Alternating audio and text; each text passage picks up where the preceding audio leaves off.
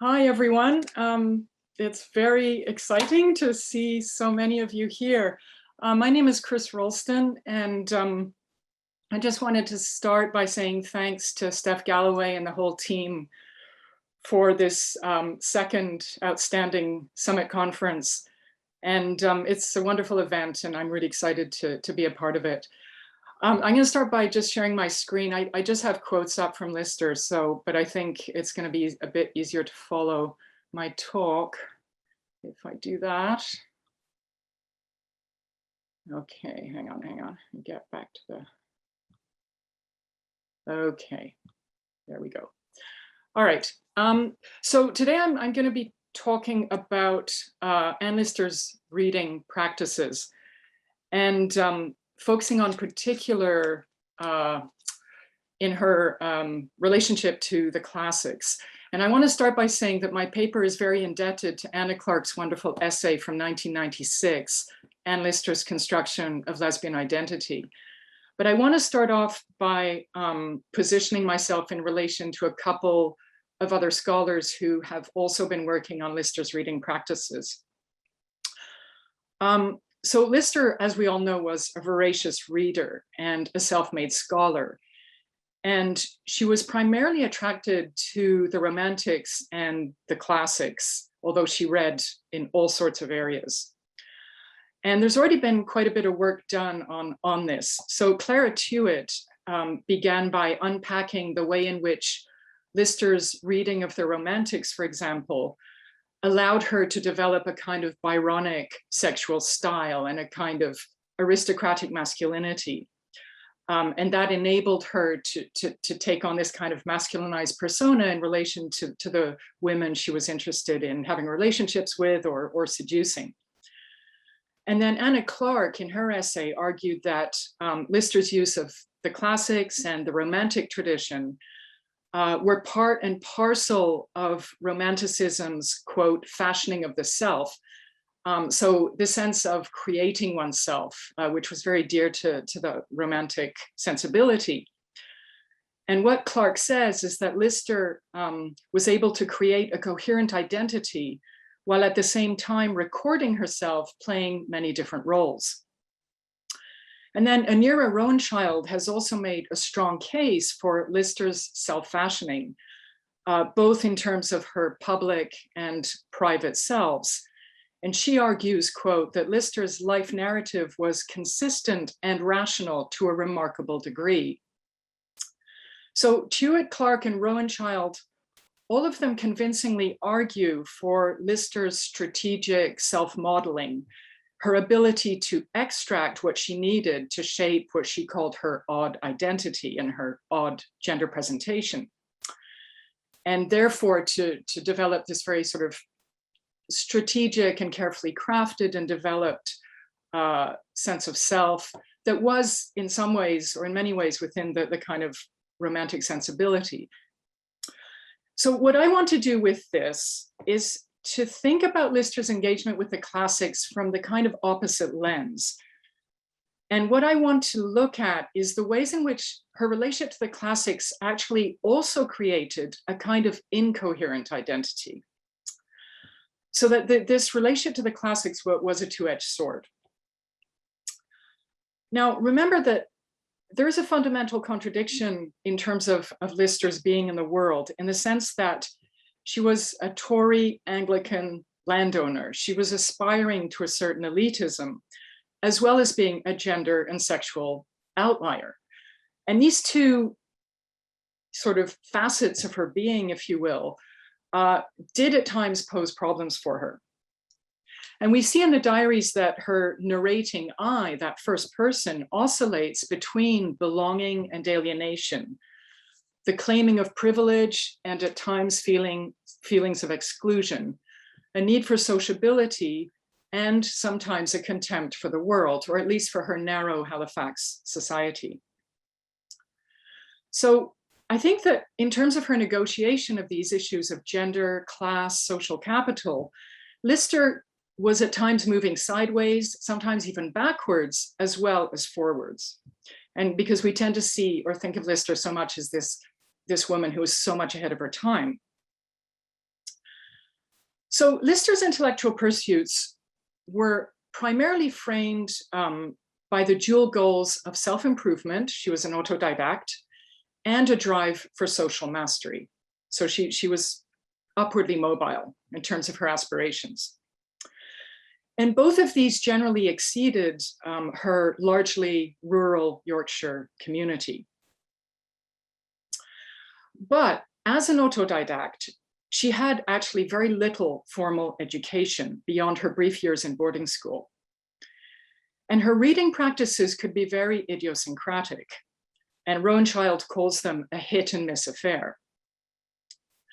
So while both Jewett and Clark have shown that Lister was immersed in and shaped by Romantic culture, reading the ancients contested Lister's self-creation in very particular ways. So alongside Clark's claim that Lister willfully and consciously created her different roles through these reading practices, there's evidence in the diaries that Lister was also at times challenged and destabilized by her textual encounters with the ancients. So Lister read in multiple genres. And I know that most of you probably know what she read better than I do. But her main interests were really, they'd sort of go from Rousseau to the Romantics, to philosophy, to the novels of the day. And this is outside of her interest in mathematics and science. But the ancients, that is Greek and Latin, were probably among the hardest things to master.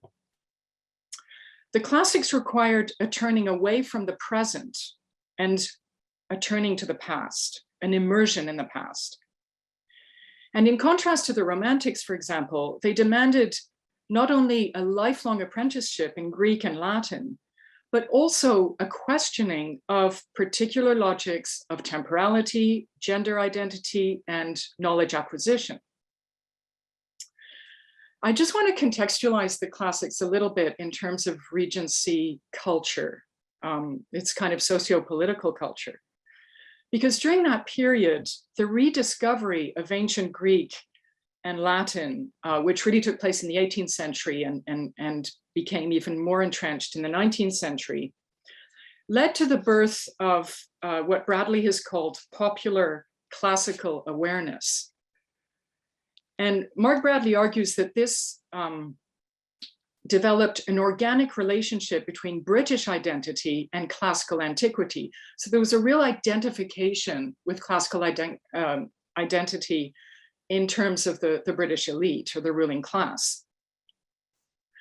The influence of the ancients during this period extended from the school curriculum, for boys, of course, to modeling notions of aesthetics, to defining relations of empire. And it's important to remember we're right in the middle of the biggest expansion of the British Empire.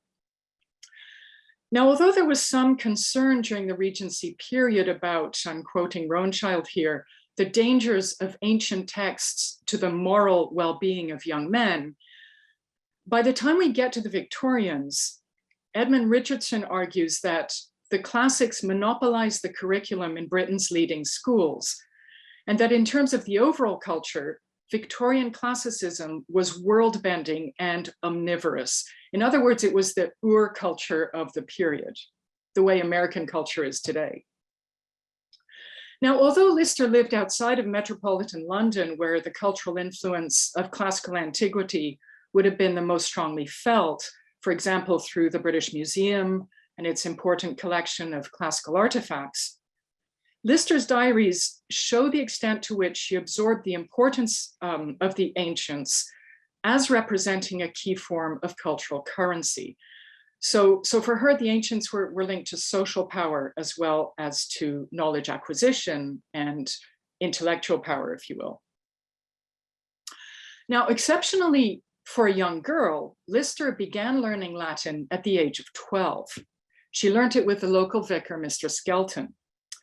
By 1806, at the age of 15, Lister was taking lessons in Latin from the Halifax theologian, Mr. Samuel Knight.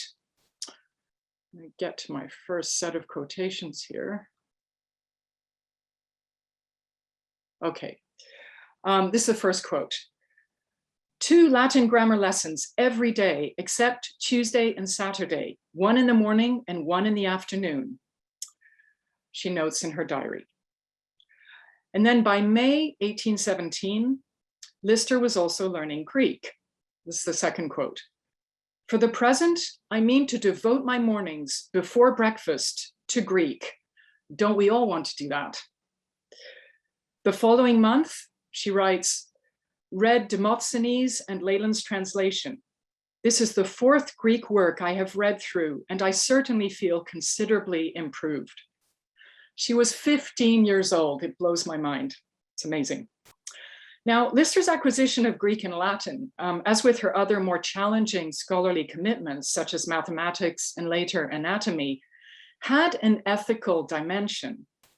She believed that this knowledge embodied a sense of moral as well as intellectual virtue.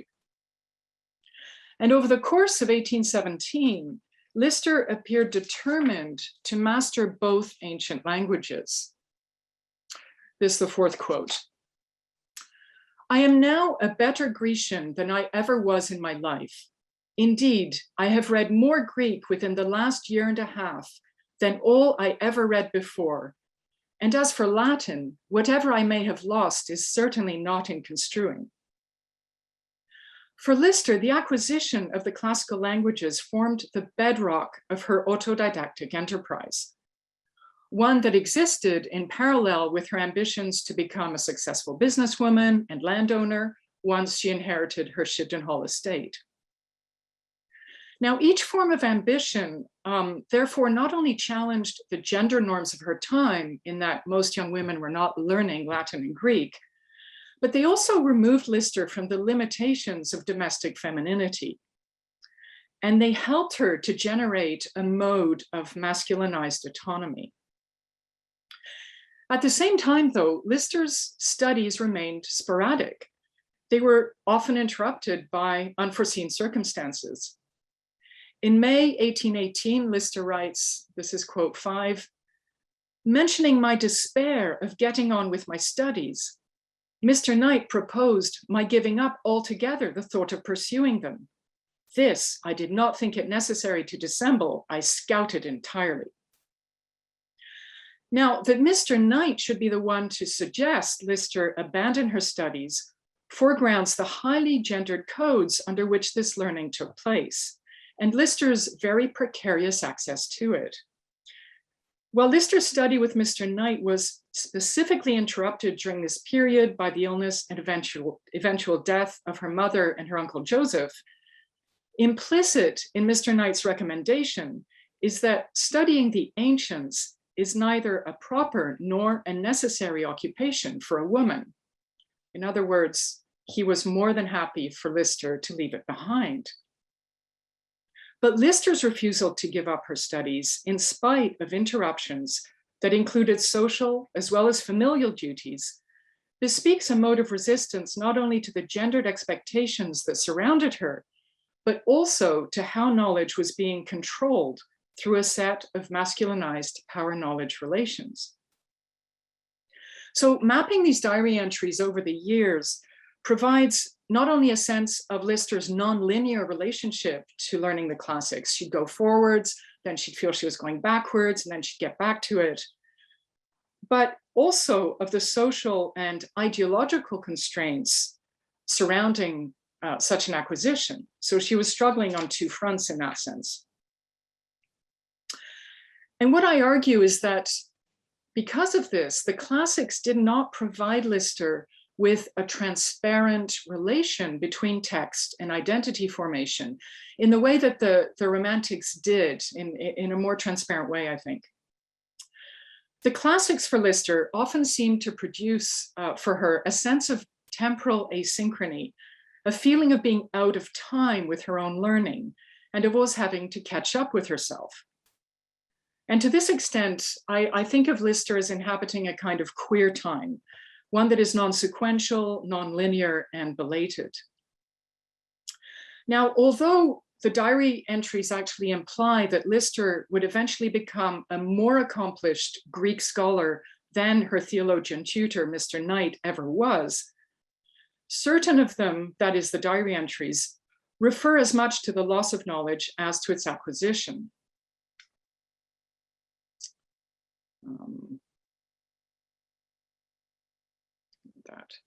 The sixth quote, "I long to begin my studies again, yet dread to find out how much I may have lost."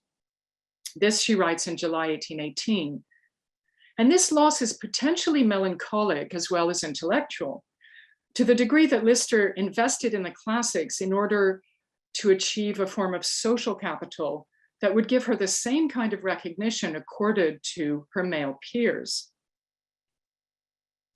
So Lister's claims to legitimacy as a scholar of Greek and Latin are always tempered by a persistent awareness of her illegitimacy, of her not quite being where she should be.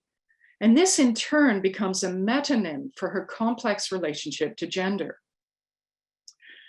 Just as Lister often felt that she could never occupy a fully legitimate masculinized subject position in relation to her female lovers, and particularly in terms of not being able to offer them marriage, nor can she fully occupy the place of the classical scholar.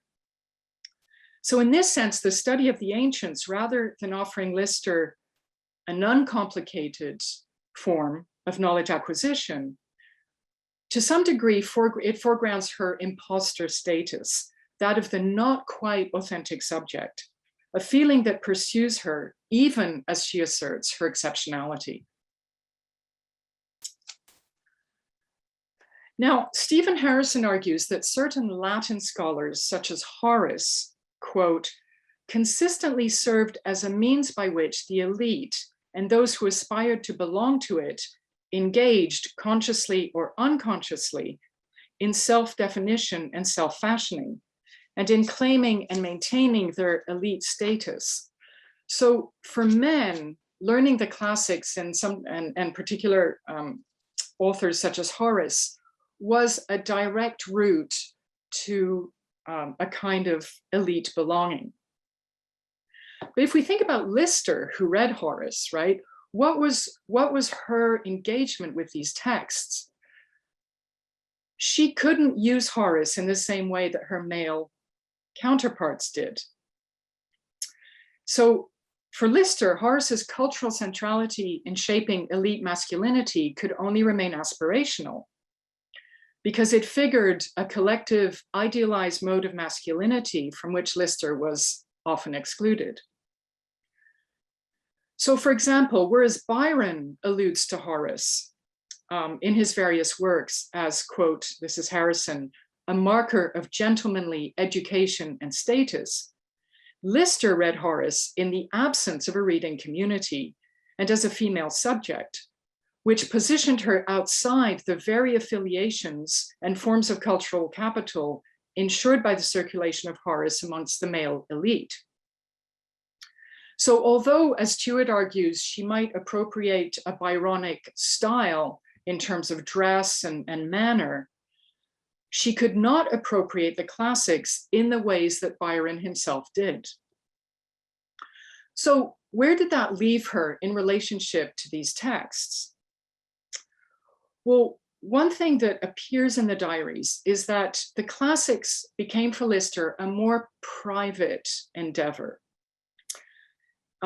So it wasn't so much an attempt to belong to this kind of elite male community as another kind of community, which I'll be talking about. What's interesting is that Lister's exclusion from privileged masculinity also affected her relationship to femininity. So that by choosing to learn the classics like a man, and I put that in quotes, Lister was actually also distancing herself from accepted codes of femininity, which at that time would have been actually almost anti-learning, right? Anti-intellectual. It wasn't good for women to acquire too much intellectual knowledge. So in that sense, she was outside the normalizing contours of both femininity and masculinity. And that's partly why I think we see so many references in the diaries to her being odd and unique. So most scholars have tended to present this as a sign of Lister's strength and her independence, which I absolutely agree with. But I also want to think about the other side of that. There were occasions when Lister was burdened and worn down by this constant non-belonging, this having to constantly define or carve her unique place. And this led her at times, for example, to weaponize her learning in order to claim a kind of status in her very localized Regency world. One example is from the 7th of June in 1818. And this is when Lister is contemplating the seduction of Miss Brown, who of course was from a lower class, but she was obsessed with her for that year, and definitely Miss Brown became this new love interest.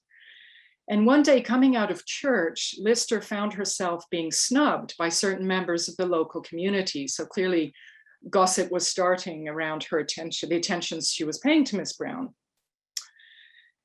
And so she responds with the following diary entry, and this is quote 7. Determined to devote myself solely to study and the acquirement of that literature which may make me eminent and more decidedly above them all hereafter. So this quote is really interesting. Lister here is just pulling rank, right? I'm way smarter than all of you. So don't gossip about me. Don't look at me as though I'm below you.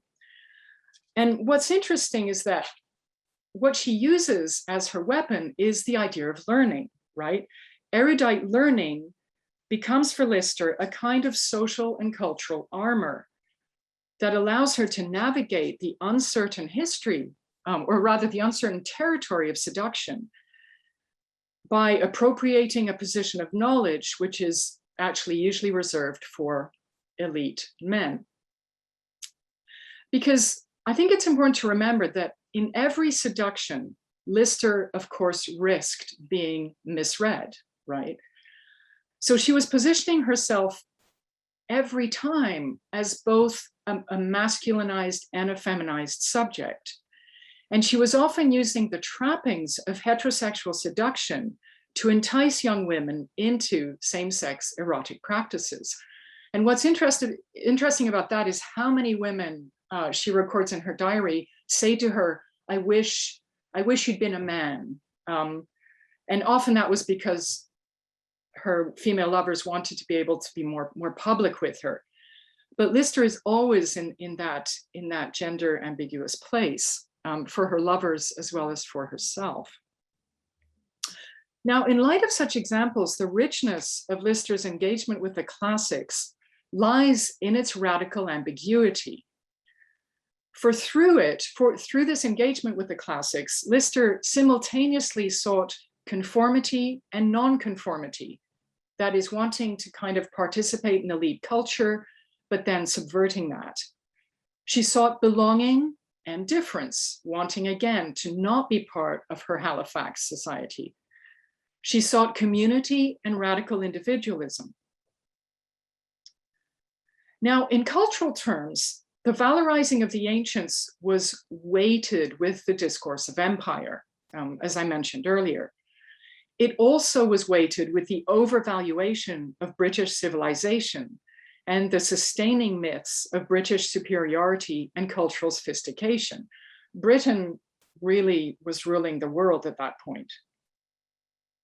So according to Bradley, not only did British concepts of empire influence classical scholarship, but, quote, the British Empire itself was also informed, shaped, legitimized, and evaluated using classical models. So Greek and Roman civilization played a key role in establishing norms of heroic masculinity and colonial expansion in 19th century culture.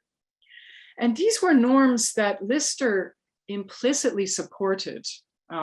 Remember that she was a conservative Tory, and she was very much of her class. But they were also norms that she could not herself fully embody because of her gender. So what's interesting about this in-between space she inhabits in terms of the classics is that she takes these cultural norms and redirects them from the realm of a shared nationalist discourse and the affirmation of heroic elite masculinity to those of feminine affect and desire. And I'm going to be talking about this for the next part of the paper. So what I'm arguing here is that Lister begins to use her classical knowledge, her classical education, self-education, in a coded way, as a way of communicating with other like-minded women. Now, among Lister's many readings, the classical texts possessed an added esoteric layer. So it's not just they were in another language, they were set hundreds of years in the past, but they involved a cracking of a linguistic code as well. Because when Lister was reading the classics, she was reading them for a very specific reason. And you know, I talked about the fact that she wanted that kind of social power, but in the private sense, she was reading the classics for sexuality, right? And the classics represented the home of same-sex desires and practices. And what's interesting about the classics is that in contrast to the Bible, which also addresses homosexuality, the Bible only addresses it as a form of prohibition. But classical writings represented homosexuality directly and explicitly, if not always favorably. And so the classics become for Lister the code for desiring queerly or in a non-conforming way. So they are, I would say they're the most coded of her readings, of her many readings. So at age 23, Lister developed a detailed Latin-based vocabulary covering topics specifically related to sexuality. She included, she actually created her own dictionary, and she created, or she investigated words such as clitoris, tribadism, eunuchs, pederasts, hermaphrodites, etc. So in this sense, Latin enables Lister to become not only a classical scholar, but also a scholar of sexuality. And this provided for her, this is from Clark, the pattern of a disciplined, open-minded quest for knowledge and sexual knowledge. So with this text-based education, sexual education, taking place largely through the reading of Martial, Juvenal, and Horace, Lister mines the past to project herself into the future as a subject of knowledge, hungry for words, for labels, for putting names to her feelings and her sexual practices. Once again, we're back into this out of sync temporality. In this case, she's jumping ahead. And what's interesting is that, of course, at the end of the 19th century, the sexologists come along and also go back to the classics to find the language for these non-normative sexualities, right? So at this point, we could say Lister is sort of gesturing towards queer futures. And again, this places her as out of step with her historical moment, but it also radically challenges the era's assumption of women's sexual ignorance and or innocence. So in the next section, I want to look at how, although Lister was excluded from a male community of classical readers, in her relationships with women, she began using classical references in order to generate a specific channel of communication to create alternative modes of belonging and affiliation.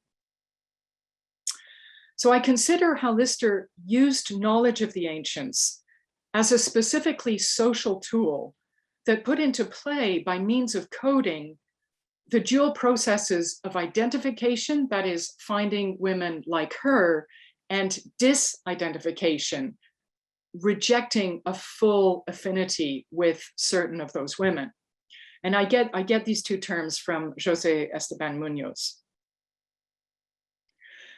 So through the classics, or through her use of the classics, Lister both identifies with the wealth of information that they're providing, the information about sexuality, and disidentifies with much of how that information is being communicated.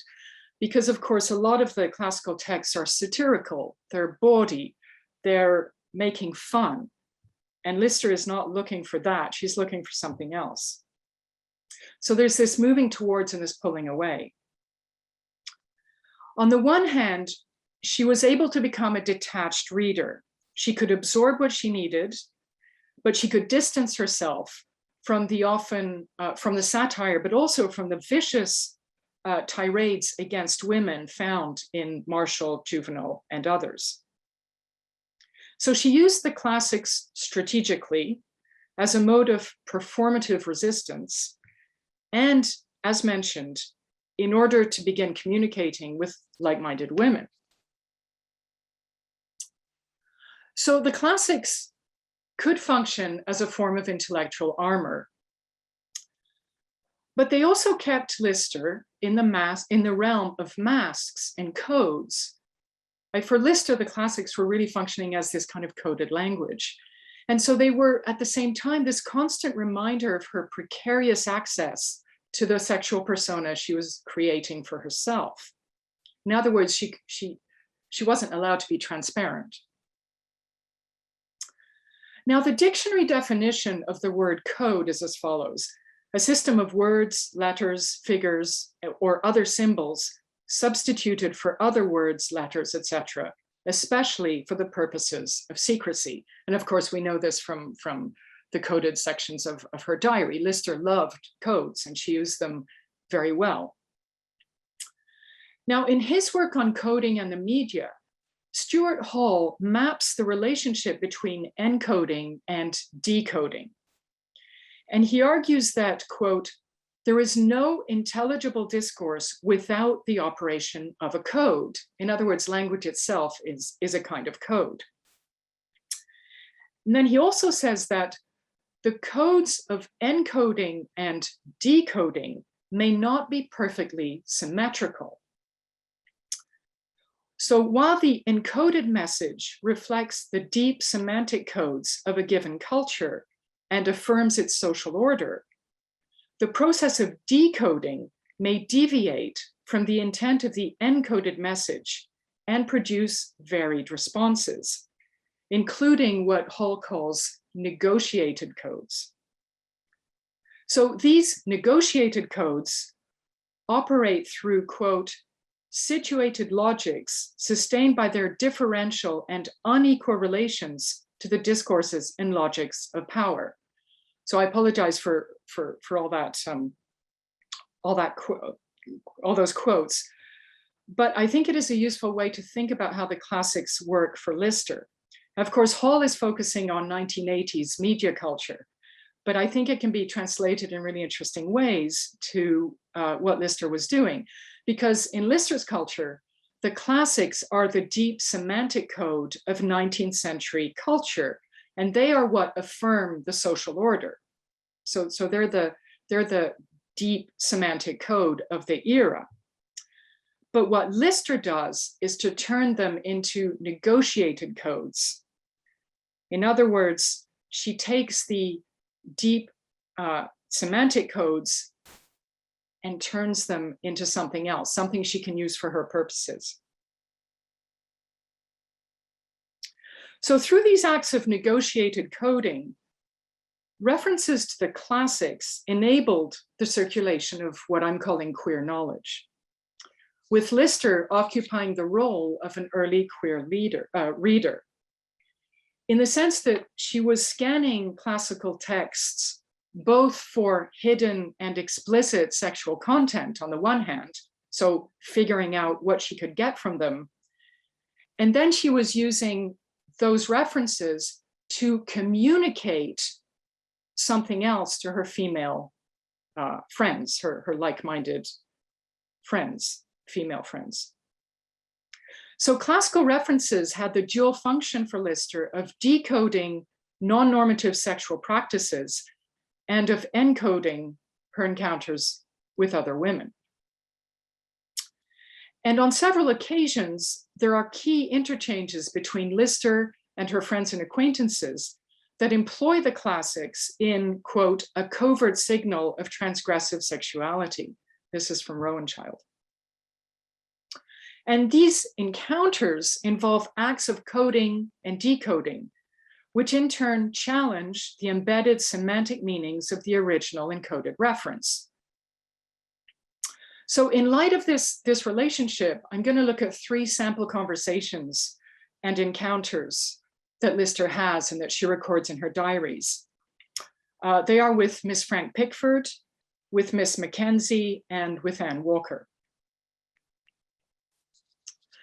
Lister tended to place the women she met into 2 categories. There were those who were young, feminine, and often seducible. And then there were those who seemed to be more like her, that is, often blue stockings, more intellectual, more masculine in appearance. And with those women, Lister would engage in this complex dance of recognition and misrecognition. And I want to use the example of Miss Frank Pickford in that area. Miss Pickford seemed to be an acquaintance who had the most in common with Lister, both in terms of manner, style, interests, knowledge, etc. And in August 1823, Lister and Pickford had a discussion about why Miss Pickford's friend, Miss Threlfall, did not marry. And Lister, in the conversation that she records in her diary, makes it clear that she understands why this, quote, was no wonder at all. So this is a long quote. I'm going to read it out. I asked Miss Pickford if she now understood me thoroughly. She said yes. I said many would censure unqualifiedly, but I did not. If it had been done from books and not from nature, the thing would have been different. As it was, nature was the guide and I had nothing to say. There was no parallel between a case like this and the 6th satire of Juvenal. The one was artificial and inconsistent. The other was the effect of nature and consistent with itself. We parted mutually satisfied. I musing on what had passed. I am now let into her secret, and she forever barred from mine. Are there more Miss Pickfords in the world than I have ever before thought of? So this quote is an amazing quote, and I think it can be endlessly unpacked. So I'm going to try and do a bit of unpacking here. But really, as with so many of Lister's initial conversations with the women she meets, we've got codes within codes, right? We've got these layers of interpretation around that nugget of same-sex desire, queer desire. Now, in this case, if we start with the figure of Miss Threlfall, she's a placeholder through which Lister and Miss Pickford can then obliquely communicate their own modes of identification. Juvenal's 6th satire, that is the classical reference, is then invoked to emphasize, in this case, the artificiality of books, of Juvenal's work. So she calls Juvenal artificial and inconsistent. But then she says, Miss Threlfall's case is different because it's the effect of nature and consistent with itself. So here we've got this dichotomy between, in a way, books and bodies, right? One is inconsistent, Juvenal, one is consistent with itself, female, same-sex desire. As a classical reference, Juvenal is therefore invoked here in a very ambivalent way. On the one hand, he's necessary as proof of the existence of homoerotic practices, because he's the urtext, right? He's that proof. But on the other hand, he represents that which is against nature, and therefore functions for Lister as a source of disavowal and disidentification. So according to Lister, nature is that which is experienced directly rather than through Juvenal's artificial and inconsistent satiric style. Now, Laurie Shannon has been doing a lot of work on this, and Lister she's not only on the side of the romantics, and she had a very romantic nature as well as a libertine one, I would say. But Lister's also on the side of natural history, and she's very interested in this concept of nature. Now, Lister, in this particular entry, wants to argue precisely for the naturalness of same-sex erotic practices and desires as that which is consistent with itself. And there she's positioning her own desire as well as Miss Threlfall's, and by implication, Miss Pickford's. But even as Juvenal is being disavowed because he's being positioned on the other side of that as artificial, inconsistent, he is still absolutely necessary, right? Because he is the only text that proves that same-sex erotic practices actually exist.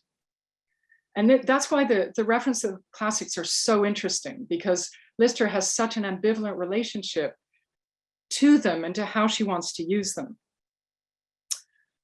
So Juvenal remains essential even as he's being disavowed in this paragraph.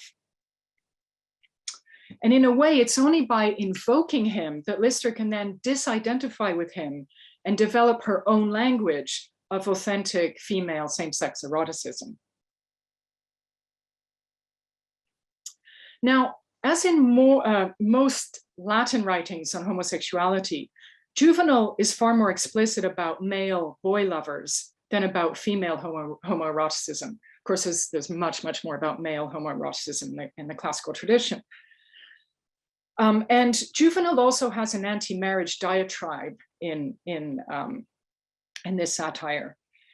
And it includes a recommendation that the husband-to-be would be better off with a boy lover than with a wife. So it's very anti-women.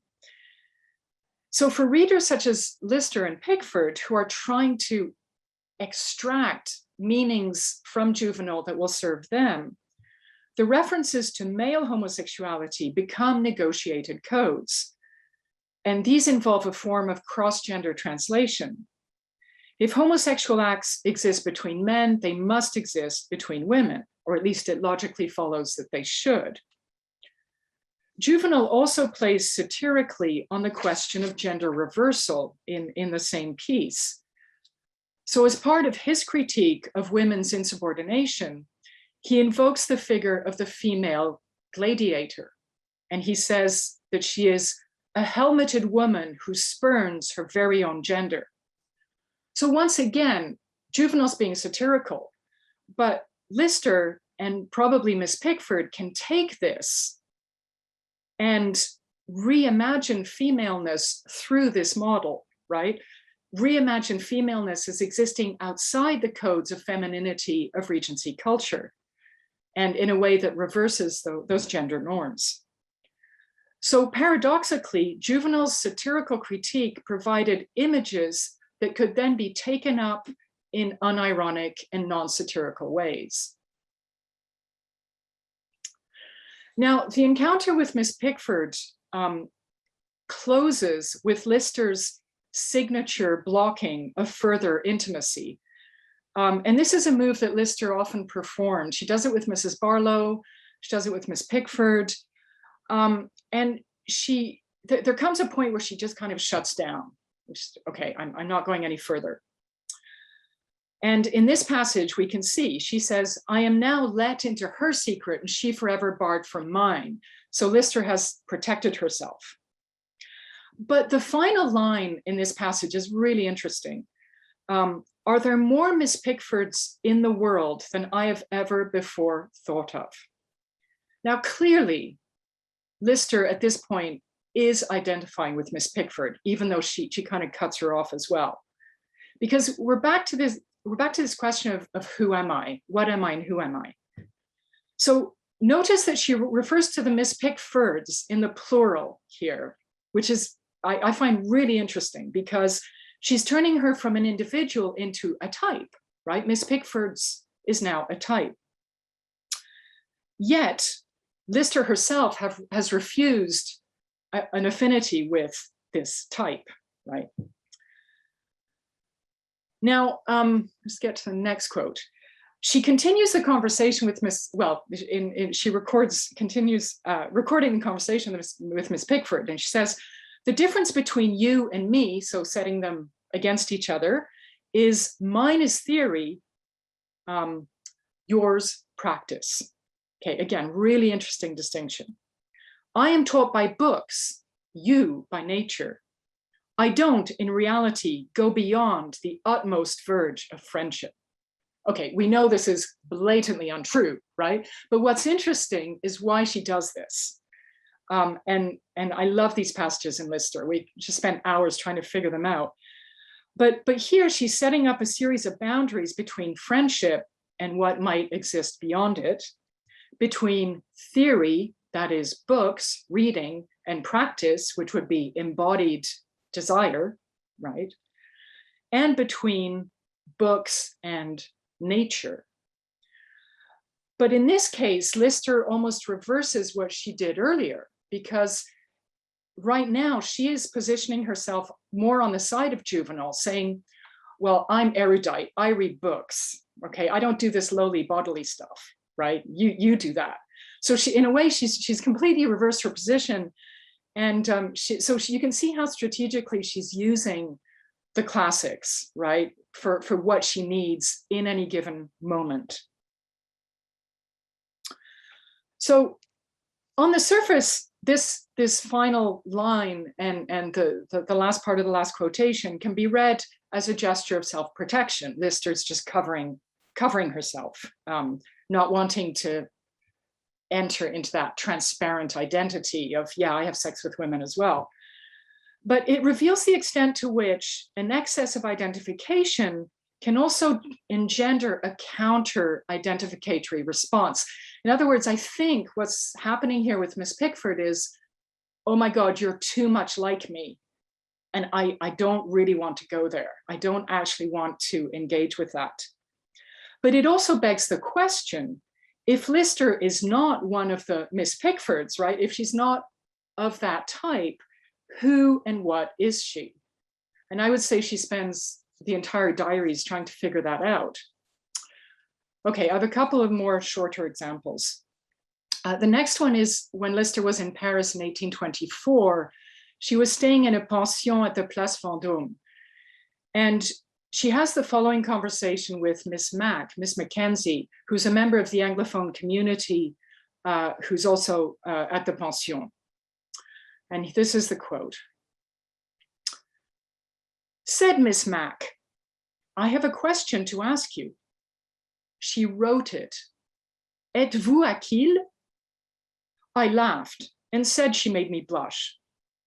She said it was from my manner of talking to Mrs. Barlow, who obviously is Lister's lover at the pension, just as she had heard gentlemen talking to her. Again, incredibly rich quotation here. So this conversation also includes several layers of translation and decoding. So the first thing is that Miss Mac makes a request, an oral request. They're having a conversation to ask Lister a question. But the question cannot be spoken. She has to write it down. So already we're in a different realm, right? Different realm of coding. And then she not only writes it down, she writes it in French, right? So we're yet at another level of this kind of palimpsest. Êtes-vous Aquile? So it requires classical knowledge, reference to Achilles, French knowledge, and it has to be written down. It has to be secret, so nobody else sees that it's been written. Now, Achilles himself was a complexly layered figure with regard to gender. We all know that he's this emblem of heroic masculinity. He had a male lover, Patroclus, which was not in the Greek tradition, obviously, in any way diminishing his masculinity, it enhanced it. But in his youth, he was sent by his father, dressed as a girl, to the court of Lycomedes on Syros. And this was in order to escape the prophecy that claimed he would perish in the Trojan War. So we've got all these gender bending illusions that go both ways, feminizing Achilles, masculinizing Lister. So in this case, the classical reference acts as a shorthand for a sexual subculture that, while not quite constituting community, enables fragile links between knowing participants. Miss Mac knows exactly what she's doing when she writes "Êtes-vous Achille" to Lister. So this brief encounter shows how classical references could be taken from the hands of learned men and placed in those of deviant women, I use that in quotes, thereby renegotiating and temporarily subverting dominant modes of encoding, those deep semantic codes. So this raises further questions of how such encounters help to shape the structuring of identity. So in this case, Lister analyzes the conversation a little bit more. This is the next quote. She, Miss Mac, said I was the only one in the house to whom she could have written it, because the only one who would have so soon understood it. That is, who would have understood the allusion to take it that way. Again, Lister is just circling around the issue in really interesting ways. And this is in her diary, right? And right now she's interpreting the conversation privately in her diary, but she's still, in a way, using coded language. So this passage is marked by repetition, as Lister seems to need to explain for herself. She's not explaining it to anyone else, just to herself, what Miss Mac was seeking to communicate. And by focusing on Lister's being the only one, not only in terms of understanding the classical reference to Achilles, but also of understanding it in that way, Lister has to figure out whether Miss Mac is assigning her to a non-normative gender presentation, or to a non-normative sexuality, or to both. And the question arises, and this is one of the things that interests me, especially with the classics, is this a confirmation of Lister's identity? And clearly it is at some level. But it's also a kind of deferral, right? These codes within codes, which are only explainable through more codes. And in a sense, Lister is only identifiable to herself through the body of the other, through the body of Achilles, right? So in a way, she keeps having to go through these layers, right, in order to explain herself. And it's that back and forth that I'm really interested in. And then in the last quotation of this conversation, quote 12, Miss Mac then says to her that I had the qualities d'une dame et d'un homme. Again, back to the French, recording the conversation with Miss Mac. So Miss Mac says to her, you have the qualities of a lady and of a man. And Miss Mac is not the only one who has said this to Lister, of course, but it makes Lister clearly very, very interested in the whole question of gender identity. So my final example, and I'm almost done, is a short example, but I found it quite interesting. And it's one where the conflation of the classics and sexuality kind of emerges in full force. And this is during one of Lister's contentious arguments with Anne Walker. So as everyone knows, obviously, Walker becomes Lister's final companion, the one with whom she shared a sacrament to affirm their union in the Holy Trinity Church in 1834. Really, this doesn't need saying anymore. But their relationship could at times be very fraught and very uneven. And when Lister and Walker first became involved, Lister, interestingly, was quite distressed by the possibility that Walker was not as innocent and virginal as Lister had initially thought. And Lister quite liked her women to be relatively inexperienced, I think. Now, Lister suspected that Walker may have had either some previous sexual relations with a certain male admirer, Mr. Ainsworth, or with a close female friend, Catherine Roulston. But what's interesting is that Catherine Roulston happened to have been tutored by Lister in the classics.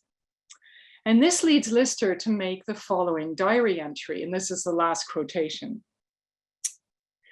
Catherine's classics might have taught her the trick of debauching Miss W.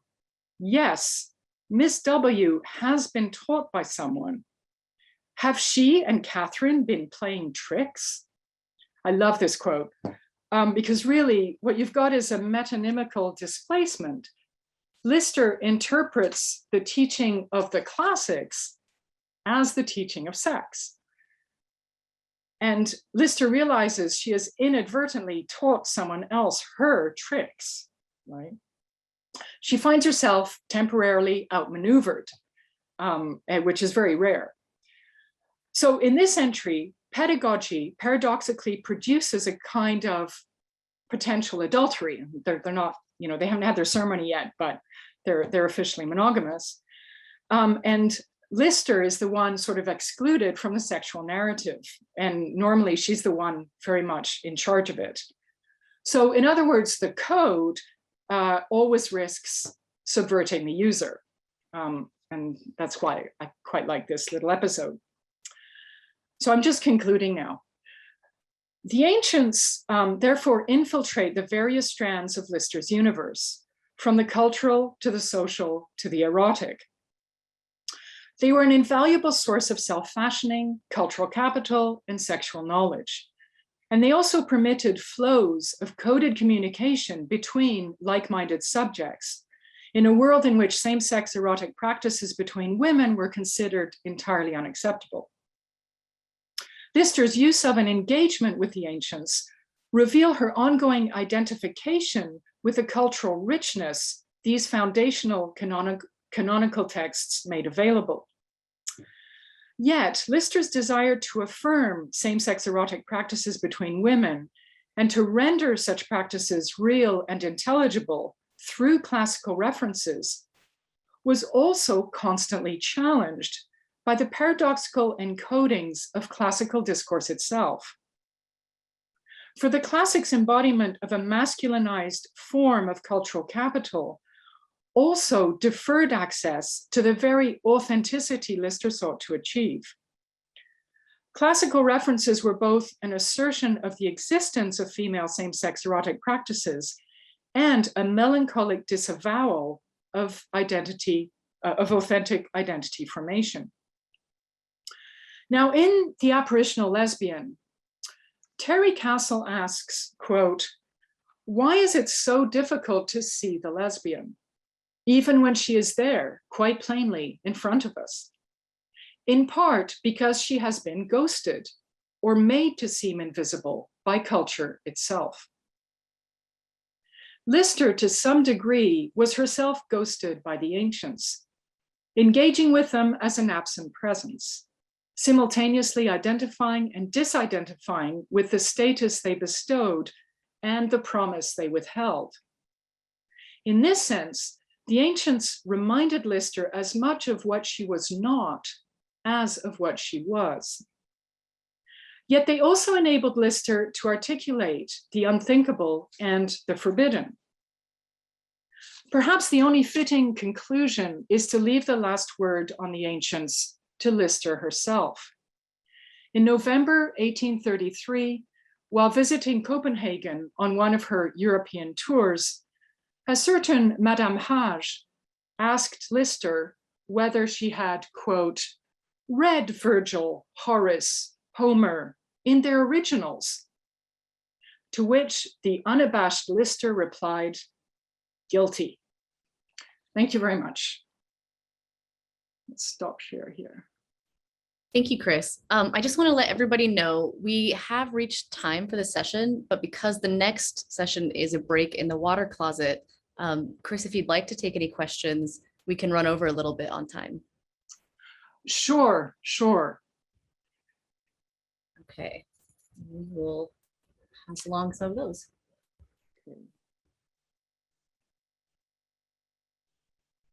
Okay, just having a quick look.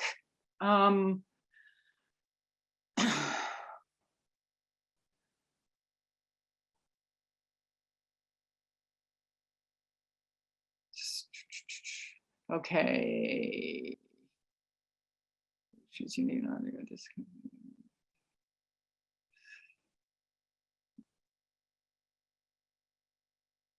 Okay. All right. Did Anne Lister study the classics in the pursuit of status then, or the pursuit of knowledge, or both? Yeah, I think it was absolutely both. You know, from my interpretation of what I've read, you know, she was very aspirational, and she liked power. So I think that, you know, there was definite advantages, social advantages to this knowledge, and sometimes she would lord it over other women with that knowledge. She liked being smarter than everyone else. You know, it's not a, you know, it's definitely a way of controlling your audience and your sort of relationship to others. And I think Lister had some of that, but I think she was also genuinely engaged with the sheer pleasure of learning.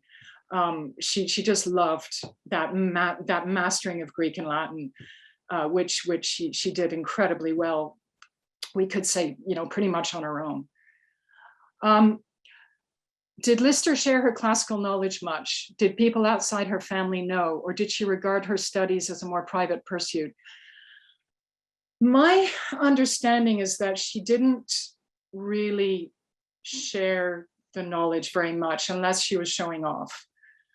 I don't have a sense that she was learning it with others particular. I mean, Miss Pickford would be a great example of someone who would probably have a similar level of self-education.